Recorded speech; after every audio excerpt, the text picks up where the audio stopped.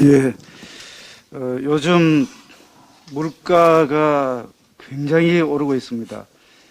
2월 생산자 물가지수 보면은 1년 전보다도 8% 넘게 오르고 또 95년 통계 집계 이래 지금 최고치를 기록하고 있습니다. 소비자 물가도 5개월째 3%대의 고공행진을 이어가고 있습니다.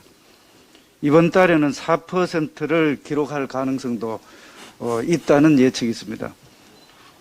석유가 경유 가격을 보면은 2008년 이후에 13년 만에 리터당 지금 2,000원을 돌파를 해서 서울 일부 주유소에서는 경유값이 휘발유값을 추월하고 있는 그런 상태입니다. 또 지난 2년간 소득 하위 20%의 체감 물가 상승률이 상위 20%에 비해서 1.4배가 높은 것으로 이렇게 나타나고 있습니다. 결국은 물가 상승이 소득 계층별로 차이가 있다, 이런 이야기입니다. 누군가에게는 더 힘든 시련이 되고 있다는 그런 말씀을 드립니다. 지금 한국은행 총재와 미 연방 준비제도 이사 의장이 입을 모아서 금리 인상을 지금 예고하고 있습니다. 이런 상황에서 금리 인상이 함께 서민들의 고통을 가중시키겠다는 그런 예상이 있습니다. 금리 인상과 물가 상승, 또 경기가 침체되는 스태그플레이션이 우려되는 상황에서 지금 현재 청와대는 도대체 뭐를 하고 있고 마지막까지 업무를 한다는 청와대의 자세는 이런 데에 대해서는 전혀 신경을 안 쓰고 있다는 그런 말씀을 드립니다. 도대체 물가 안정에 대해서 지금 현 정부는 무엇을 하고 있는지 되묻고 싶습니다. 차기 정부, 윤석열 정부에서는 코로나로 파괴된 민생 경제에 엎친 데 덕친격으로 다가오는 금리 인상과 물가 상승에 대해서 최대한 영향을 다하겠다는 그런 말씀을 드립니다. 다음은 세금 관련돼서 한 말씀 드리겠습니다. 어제 그제 23일 정부가 1주택자의 보유세를 지난해 수준으로 동결하겠다고 밝혔습니다.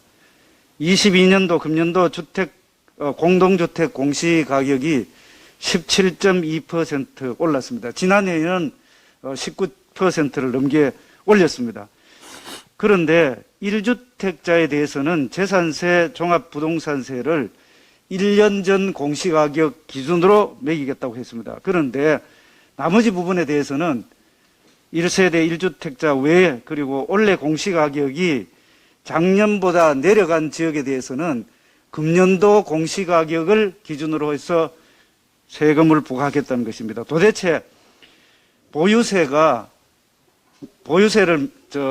매길 때에 사람마다 다른 기준으로 세금이 부과되는 이런 어처구니 없는 일들이 지금 벌어질 것 같습니다.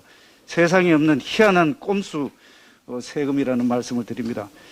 이 정부 안대로라면 1주택자의 올해 세금은 작년과 같지만 내년에 2년간 공시가격을 인상을 한다면 그때에 2년치를 한꺼번에 적용하는 일이 벌어지게 될 것입니다. 이거는 결국은 6일 지방선거를 앞두고 선심 쓰듯이 보유세 동결로 성난 부동산 민심을 돌리고 내년 세금 폭탄은 새 정부가 알아서 하라는 그런 의도가 아닌지 모르겠습니다. 문재인 정권 임기 말까지 이같이 무책임한 태도에 실망감을 금치 않을 수가 없습니다. 그래서 결국은 찔끔찔끔 땜질 처방이 아니라 심하게 왜곡되어 있는 부동산 세제를 전면적으로 수술해 가야 되겠다는 말씀을 분명히 드립니다. 종부세, 재산세, 세율과 부과기준, 공시가격 현실화 속도를 조정하고 취득세, 양도세 등 거래세와의 균형도 반드시 맞추어 가야 할 것입니다.